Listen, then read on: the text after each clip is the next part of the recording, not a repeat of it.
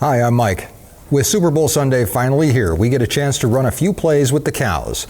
The young ones and the first-time moms need to be moved closer to home for closer monitoring as calving season approaches. And we let the cows give their own Super Bowl prediction. It's all coming up on our Wyoming Life.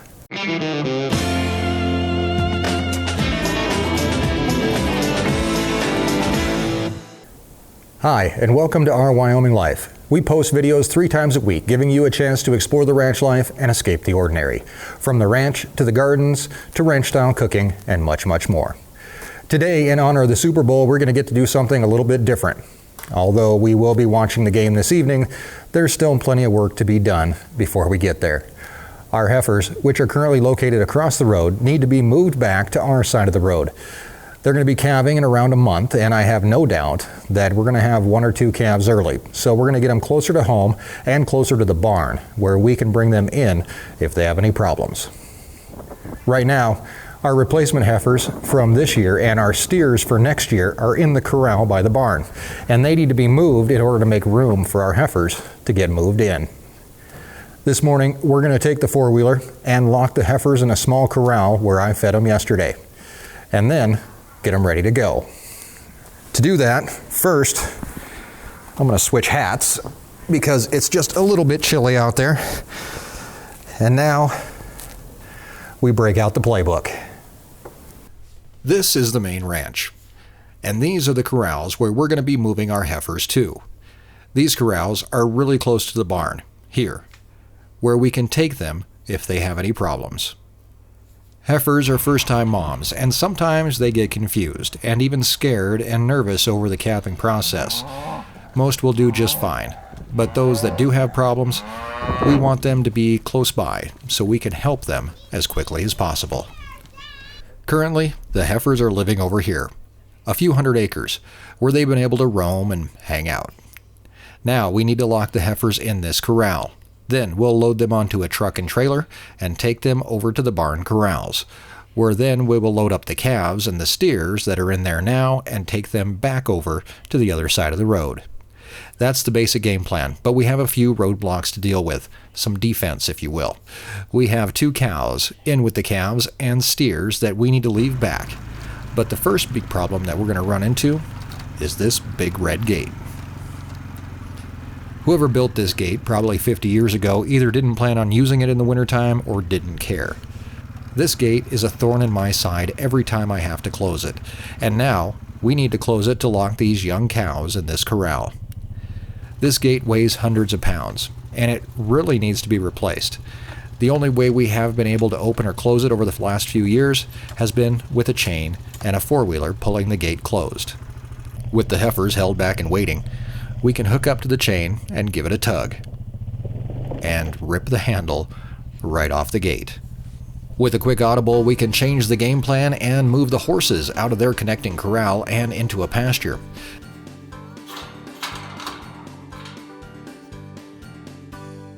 Then move the heifers into the horses' corral and hold them there while we get ready to move them.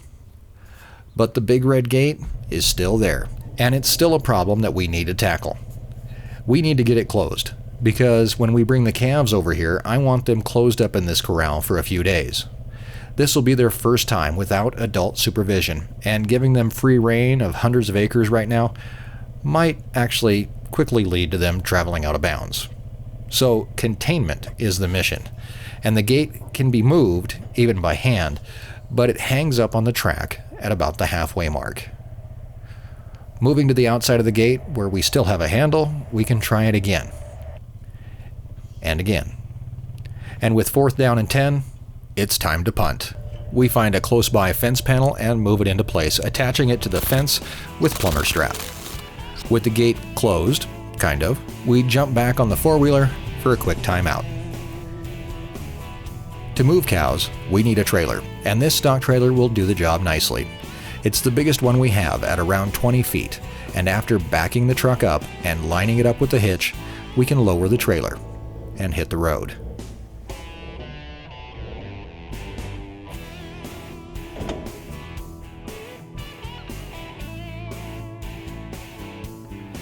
Backing up to the chute and bringing the cows into play.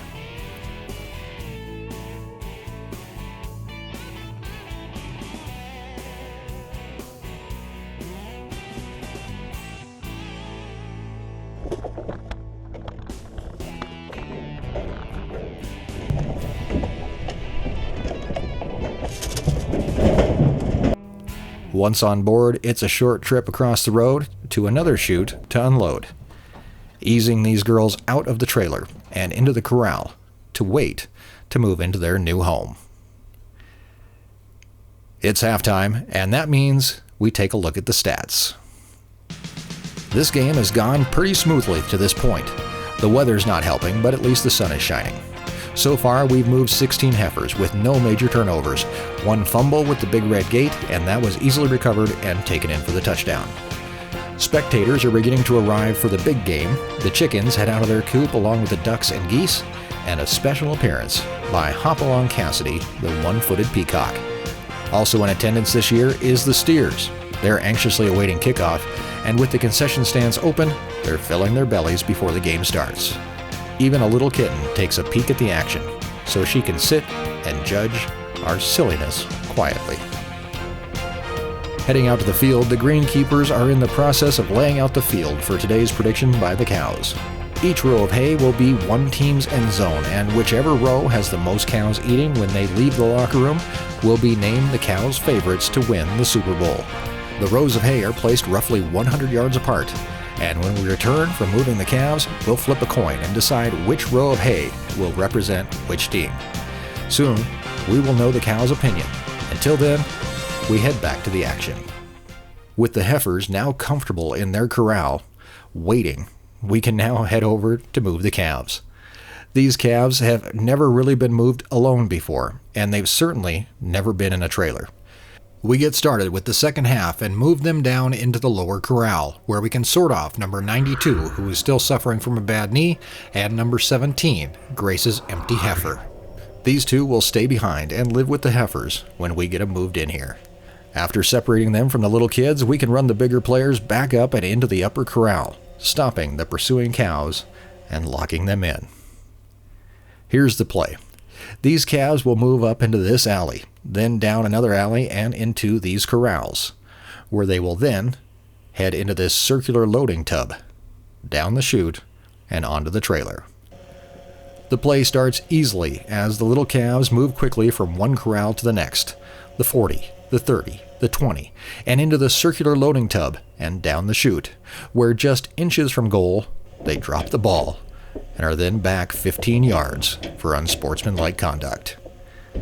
Second down gives us another try where we stall out again, a few calves loading onto the trailer and then pushing back.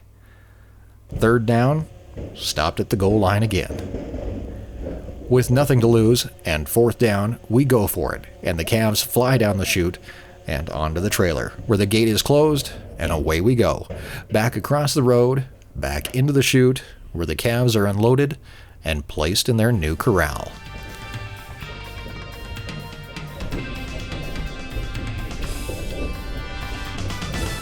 These calves will be fine over here on their own, and now that we have them in place, we can put the heifers in their new corral, where they'll have their first calves of their long lives on the ranch. Game time has arrived. We step out at midfield in front of the tractor for the coin flip. Today we'll be flipping a handmade hobo dollar coin. One side an Indian head skull, the other side a buffalo skeleton. The Patriots have called heads, and there's the flip. The coin has fallen in the snow, and it's heads, giving the Patriots the south end of the field and the Eagles the north. The cows are locked in the lot, anxiously awaiting their chance to predict this year's Super Bowl winner. The gate is opened, and the team rushes the field. It appears that most of the cows are heading directly for the Eagles' hay, giving them an early edge in the game.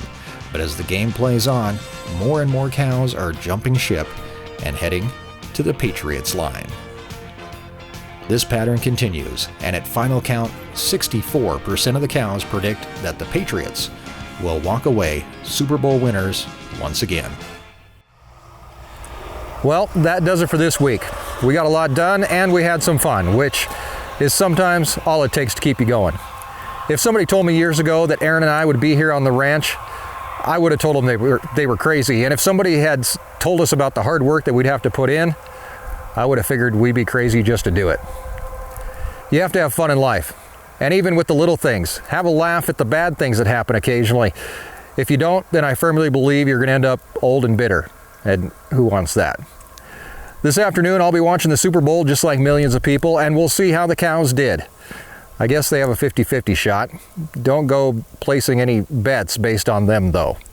I've heard they're hockey fans. Make sure you subscribe, hit that bell button, and make sure that you get notifications. Look us up on Facebook for lots of stuff that you can't find anywhere else. Enjoy the game, have a great week, and thanks for joining us in our Wyoming Life.